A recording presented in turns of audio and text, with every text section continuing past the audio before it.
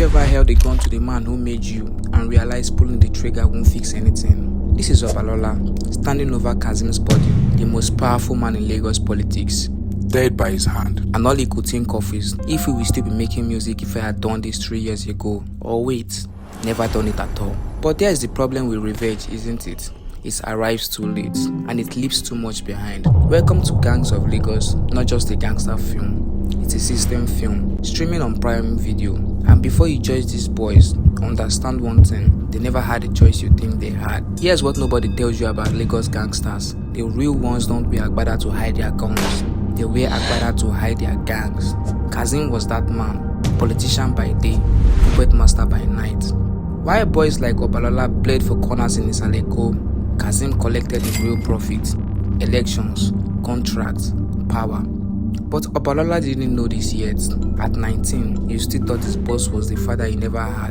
Which brings us to Nino, the only street leader in Isale Eko who bothered to learn your name before sending you to steal, who also split profits fair, who protected his boys like family. Obalola, Gift, Ify, they would kill for this man. Not because he asked, because he made them feel they were worth more something. Then Nino died. Not in battle, not in glory, just died. Found in his car, 2 bullets, no witnesses, no war, just silence. And silence in Lagos streets, that means someone powerful paid for quiet. Enter Kazeem, smooth, rich, connected, arriving like salvation with a suitcase full of purpose. Boys need structure, he said.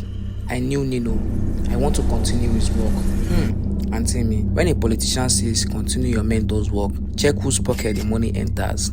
But Obalola was 19, grieving, desperate for direction. He took the hand that killed his father figure and called it opportunity. That's how the system works. It doesn't force you, it positions you.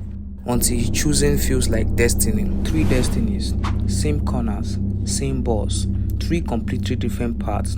Gift, embraced it, the violence, the respect, the way fear looked in people's eyes when he walked by. Better to be the hammer than the nail, he said. Ify rejected it quietly, completely, still carrying his guitar to the hideout, still writing songs about elsewhere. And Obalola, stuck in the middle, loyal enough to stay, smart enough to see the cracks, hardened enough to survive, but not yet broken enough to become Kazeem. The operation that changes everything, Kazeem sent them to collect. Standard run, guns for show, not use. But Lagos street don't follow scripts. What started as muscle turned to murder. What started as control turned to chaos. And in the middle of it, Ify, with his guitar nowhere, with his hand empty, with a bullet that wasn't meant for him, dead. The dreamer, the soft one, the possible one, gone. And here's the cruelty. Ify's mother didn't want revenge. She wanted justice. She went to the police. She went to the press. She went everywhere Lagos mothers go when there's some die wrong. Nowhere. That's where she went. Gift looked at Ify's body and saw permission, finally and fully. Violence without apology. Obalola looked at Ify's body and saw evidence, proof that Kazeem's system consumed the innocent first. That structure was just another word for sacrifice. But grief in Lagos doesn't stay grief long. It turns fast into rage, into calculation, into the patience required for proper revenge. Obalola chose calculation. He started asking questions about Nino, about the silence, about who really benefited when good men die young. It was Kazeem, always Kazeem, who ordered Nino's death, who staged the takeover, who looked Obalola in the eye for 3 years, calling him son, while sitting on his father's mother. The system doesn't just create heroes and destroy them, it replaces them with better actors, with colder hearts, with men who learn that mentorship is just recruitment with better PR. Obalola understood then he wasn't fighting gangs, he was fighting inheritance. The violence his father died in, the violence Nino tried to redirect, the violence Kazeem industrialized, and he was still inside it. Loyalty tested, so he chose. Not escape, not surrender, exposure. He turned Gift's rage towards truth, turned the gang's loyalty towards justice, turned the Isale Eko's streets into evidence against the man who owned them. The war that followed wasn't gangster movie spectacle, it was Lagos reality.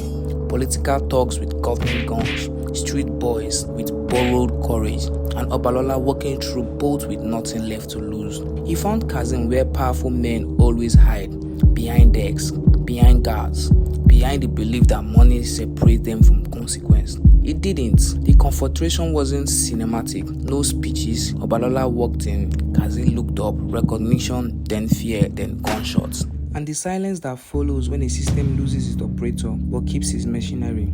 Kazeem died believing he created Obalola. He was half right. He created the killer. But Nino created a boy who still, even now, wanted something else. No victory, only continuation. Here's what revenge doesn't show you in the movie.